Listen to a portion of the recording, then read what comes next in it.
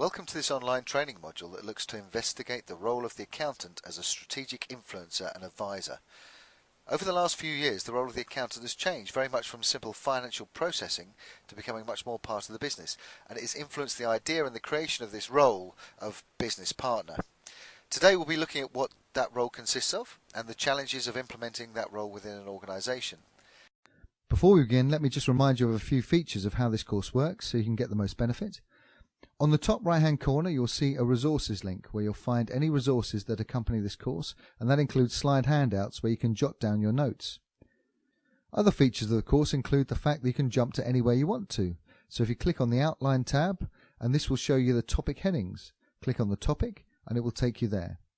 This means that you can stop and start the course whenever you want to, and you'll always be able to resume from where you've reached the last time, giving you control of your own learning. It also means that you can jump to key topics you're most interested in, or jump back to a particular subject that you found especially useful just to revisit. However you use it, you're in control. You can also search on words by clicking on this search button. You can see the transcripts of the course too by clicking on transcript.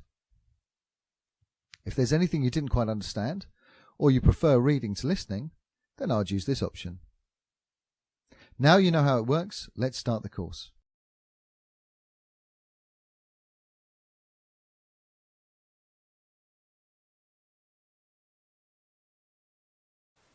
So the objectives of today's course are to firstly explore the role of business partner, to try to understand what is meant by that term. The role of finance business partner has now been taken on by a considerable number of organisations. The role may be justifiably different, of course, depending on the size of the organisation, from the smallest, with just one finance professional carrying out all finance tasks, to the largest organisations, where there may be a team of business partners with a variety of skill sets. This course therefore focuses on the generic role, which you will hopefully see can be adapted to any particular situation. Secondly, we'll look in a little bit more detail at the challenges of setting up an effective business partnering structure, and look at what best practice organisations have done to try to overcome some of those challenges.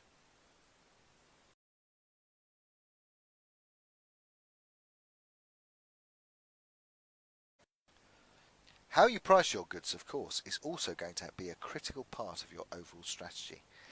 If you're going to increase and maximise shareholder wealth, then you need to think about what will sell and how well it will sell in the current economic climate.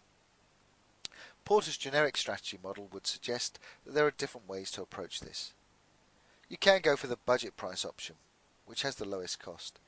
You can still have a high profit due to the high volumes being sold.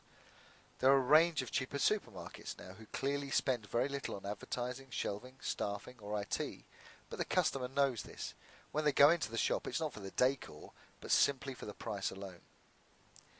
You could go for the differentiator option, the higher price, the premium price option, which shows that we are of a higher quality than our competitors. We've already discussed the impacts that Bentley, for instance, have seen on their sales as a result of this differentiation. They are premium products and therefore need to plan carefully during times of economic downturn and think about what to sell and where in the world can afford their goods. Those people in the middle, with high cost but low profit, need to understand they will always be operating at low margins and put strategies in place to manage the risks that may impact their ability to deliver those margins. It doesn't mean that companies cannot operate successfully in markets such as this. It is simply that planning and continuous process improvement are essential if the small profit margins are to be maintained. Facilities management firms that clean office blocks, etc., will often be operating in this kind of arena. Everyone wants a clean office, but no one wants to pay for one.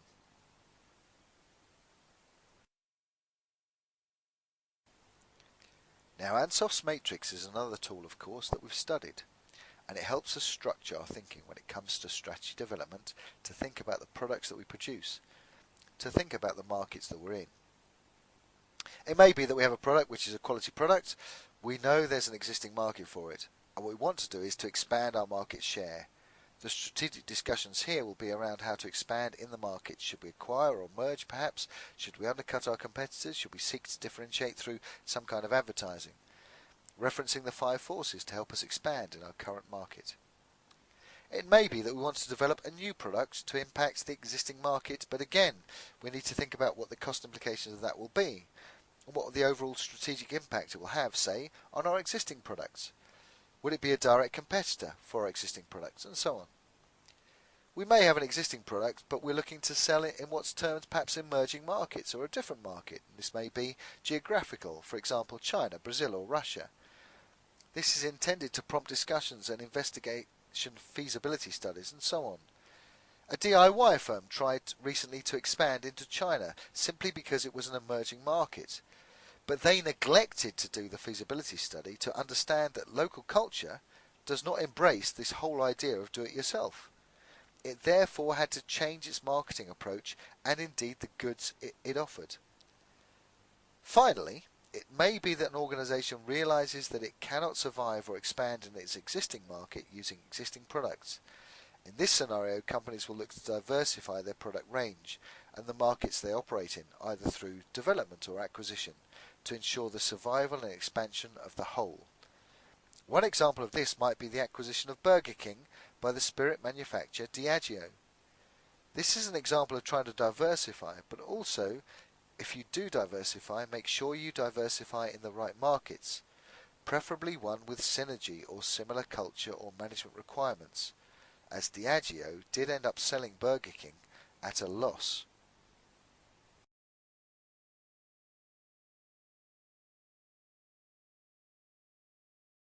So let's look at what we've covered on this module then.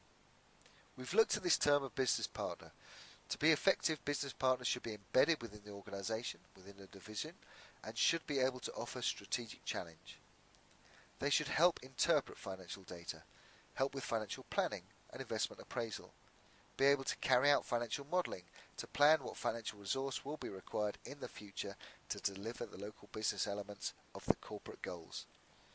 We've looked at what makes for a good business partnering relationship and the challenges that presents the finance professional. Because of the need for excellent interpersonal skills, there are additional challenges of implementing business partners during times of economic concern, when a lot of organisations are letting staff go. This subsequently puts more pressure on the local business partner to carry out additional tasks outside of their role. The organisation has to see beyond the stereotypical accountant.